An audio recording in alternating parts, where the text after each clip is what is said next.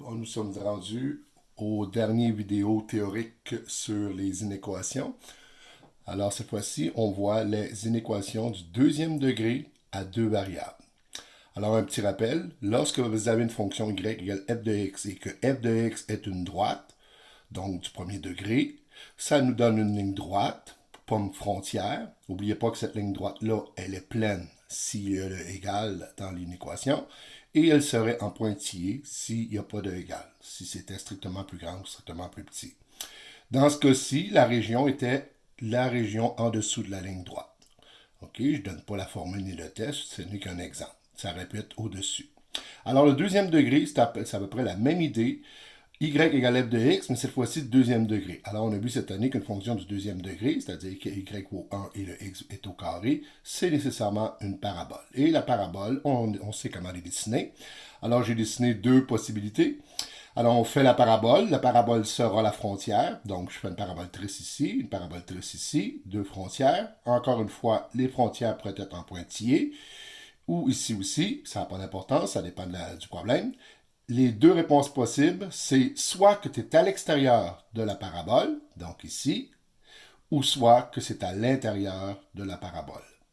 Alors ici, dans ce cas-ci, on pourrait vérifier, si mes dessins sont bien faits, que le point 0, 0, ici, si on fait un test avec la formule, il me donnerait un beau faux, parce que le point n'est pas dans l'ensemble solution. Tandis que le 0, 0 ici donnerait vrai, puisqu'il est dans l'ensemble solution. Vous verrez dans les exemples que je vais faire que le point 0, 0, qui est toujours un bon point là, pour le test, il est un peu problématique pour la parabole. Parce que la parabole peut avoir les zéros de chaque côté. Donc le 0, 0, il est entre les deux zéros. Mais des fois, on ne connaît pas les zéros et on veut quand même faire le test. Et c'est dangereux parce que imaginez que votre parabole ait deux zéros négatifs et que vous faites le test de 0, 0 là. Alors c'est sûr qu'il va donner faux si vous êtes à l'intérieur. Mais par contre, imaginez que vous avez fait une erreur de calcul et que votre 0 ici, vous pensiez qu'il était positif. Alors, ce qui va donner faux va maintenant donner vrai. Et le test du 0,0 ne sera plus concluant. Mais encore une fois, je répète, si vous connaissez vos deux zéros et que vous êtes certain que votre 0,0 est vraiment entre les deux zéros, c'est toujours un bon point. Mais vous allez voir dans les prochains exemples qu'il y a des fois que je ne fais pas comme cela. Okay? Donc, je commence à faire des exemples d'inéquations du deuxième degré à deux variables, des exemples. On y va avec le premier exemple. Y plus grand ou égal à 4, entre parenthèses x plus 10 au carré moins 16. Alors, on commence toujours par savoir si la frontière sera inclue ou pas. Alors, la frontière est inclue puisque j'ai le égal ici. Donc, c'est un trait plein, comme j'ai dessiné en noir. Le sommet, il faut se rappeler que ceci, c'est x moins h, donc c'est x moins moins 10. Donc, le sommet, c'est moins 10, moins 16, donc le troisième cadran. Je le mets ici. Le 4 me dit que la parabole est souriante. Je la fais sourire. Et pour réussir à bien placer mon 0, 0, ce que j'ai fait, j'ai trouvé les zéros par calcul ici et j'ai trouvé que les zéros étaient moins 12 et moins 8. Ce qui m'assure que le 0, 0 n'est pas à l'intérieur de la parabole, mais bien à l'extérieur. Donc, si le 0, 0 est à l'extérieur de la parabole, si ça me dit vrai, donc il fait partie de la réponse. Et si ça me dit faux, c'est qu'il n'est pas dans la réponse. Je fais le test ici, dans cette section. Donc, je reprends toujours la règle initiale. Je fais le test. Oups, j'ai marqué PP. C'est pas PP, c'est test. Test. C'est pas, on ne cherche pas une règle là. On veut juste vérifier. Et la réponse est un nombre booléen, c'est-à-dire vrai ou faux.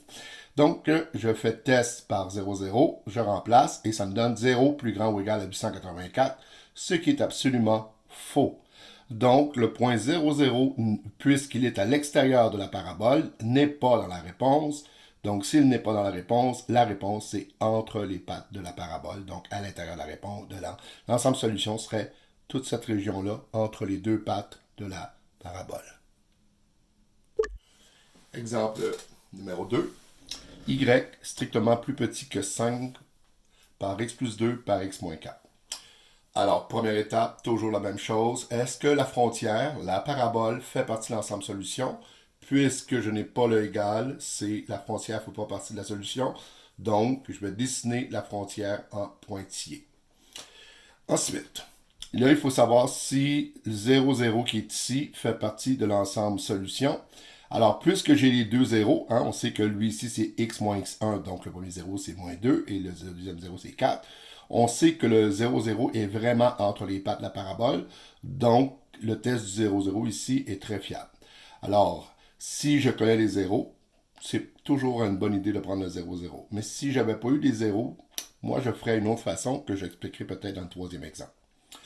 Alors, on prend notre 0, 0, on le teste toujours dans l'équation initiale. Vous voyez que je n'ai pas fait de calcul pour trouver la frontière parce que cette forme factorisée-là est super facile à tracer. Et j'ai obtenu pour 0, 0 faux. Donc, ce point n'est pas dans l'ensemble solution. Alors, puisque ce point se trouve à l'intérieur de la parabole, ben, ça veut dire que l'ensemble solution est à l'extérieur de la parabole. Donc, on assure tout le tour et on met en pointillé la ligne qui est ici. Si ça avait été plus petit ou égal, on aurait mis aussi la ligne ici, mais en ligne pleine. Alors, le dernier exemple. Y plus petit ou égal à moins 3x carré plus 30x moins 66. Toujours la même chose, on commence par se demander est-ce que la frontière est inclue à cause qu'il y a un égal dans le plus petit ou égal, donc c'est inclus. Là maintenant, vous voyez, je vais faire le test sans trouver les zéros. Okay? Donc c'est ce que je vous expliquais tantôt, c'est qu'il est possible de prendre un autre point que 0, 0. Si vous voyez le point qui est ici, le 0, 0, est-ce qu'il est vraiment à gauche de ce 0? Ou si on calculait les zéros, on verrait peut-être que le 0 il est à droite, mais peut-être qu'il est à gauche. Et si ça ne nous tente pas de trouver les zéros, ben, on peut le trouver d'une autre façon. C'est en prenant un autre point qu'on est certain de à quel endroit il est. Et le point, c'est le point qui est ici. Donc, ce que j'ai fait, j'ai trouvé uniquement le x du sommet avec la formule moins b sur 2a. Ça me donne 5. Ça veut dire que le sommet commence par 5. La parabole est triste, mais je n'ai pas besoin de trouver les deux zéros. Ce que je vais faire, je prends le 5 qui est là, le point qui est là, et je vais descendre jusqu'à l'axe des x pour trouver le point 5,0. Je sais qu'il ne fait pas partie de la parabole, mais c'est pas grave, c'est un point qu'on sait qui est entre les deux pattes. Alors, si on sait que le point 5,0 est entre les deux pattes, si ça nous donne vrai, c'est que ce point-là fonctionne, c'est donc dans l'ensemble solution, et si ça donne faux, c'est à l'extérieur des pattes. Vous voyez, c'est la même technique que le 0, 0, sauf que là, cette fois-ci, on n'a pas besoin de savoir si le 0, 0 par rapport au 2, 0, qu'est-ce qui arrive. Alors, regardez, ce que je fais, je vais d'abord vous montrer que si je faisais le test du 0, 0, ce qui est risqué, donc, faisons le test 0, 0, je remplace, j'obtiens que 0 est plus petit ou égal à moins 66. C'est faux. Ben, si c'est faux, ça veut donc dire que le 0, 0 ne serait pas dans la réponse. Mais ça ne garantit rien, parce que est-ce que le 0 qui est ici, s'il est après ou avant, ça change complètement la réponse. Alors, moi, je vais plutôt faire le test avec mon point qui est ici, 5,0. Et vous allez voir que quand je vais trouver la réponse, celui-ci va être confirmé automatiquement. Okay? Alors là, je remplace par 5,0 dans ma règle.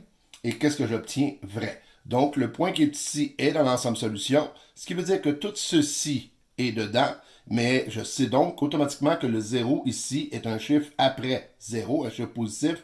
Pourquoi? Parce qu'on vient de me montrer juste avant que le 0, 0 qui était ici donnait faux. Alors, s'il donne faux, il ne peut pas être dans l'ensemble solution. Donc, le 0 est nécessairement après le 0, 0, de telle sorte que l'ensemble solution devient uniquement cette chose-là. Donc, vous voyez, je suis capable de trouver la réponse sans trouver les zéros. Alors, ce vidéo 4 sur les inéquations se termine. Donc, la théorie complète sur les inéquations pour l'examen de fin d'année du ministère et s'achève avec ça. Qu'est-ce qu'on va faire maintenant? Ben, on va s'attaquer à probablement ce qu'il y a le plus corsé, c'est-à-dire aux problèmes d'application. Donc, on aura deux types de questions, des problèmes de géométrie pure. On va mettre plusieurs inéquations, soit plusieurs inéquations à une variable, soit plusieurs équations à deux variables. Et on va mettre des premiers degrés, des deuxièmes degrés. Donc, finalement, tout ce que je vous ai montré dans les 4 vidéos, on met ça dans la même question. Et ça peut être un problème, comme j'ai dit, géométrique, donc pas trop pire à chercher. Il s'agit de visualiser. Et des fois, c'est des problèmes textuels dans lesquels il y a ce qu'on appelle ça des contraintes. Genre, tu dois avoir toujours 2 fois plus de crayon rouge que de crayon bleu. Et là, ça donne une inéquation. Et là, on doit trouver sa représentation. Puis, donc, ces 2 fois, ça peut être un peu plus complexe, mais pas nécessairement. Parce que si c'est géométrique, vu que c'est visuel, leurs questions sont plus développées. Donc, ils vont aller plus loin. Si par contre, ils vous posent une question à texte, mais étant donné que la première difficulté, c'est de bien comprendre le texte correctement, ben c'est sûr que dans le développement, ils vont aller un peu moins loin. Alors, quand on va reviser les examens du ministère, c'est-à-dire des problèmes qui ressemblent aux examens du ministère, quand on va faire notre révision d'année, je vais vous donner les 2 genres de questions qui ont tendance à mettre. Et l'un comme l'autre, selon moi, est soit autant facile, autant difficile. C'est juste de mettre ensemble les inéquations que des fois, ça peut perturber tout le monde. Et c'est là-dessus qu'on va se pratiquer pour le prochain vidéo. Merci tout le monde.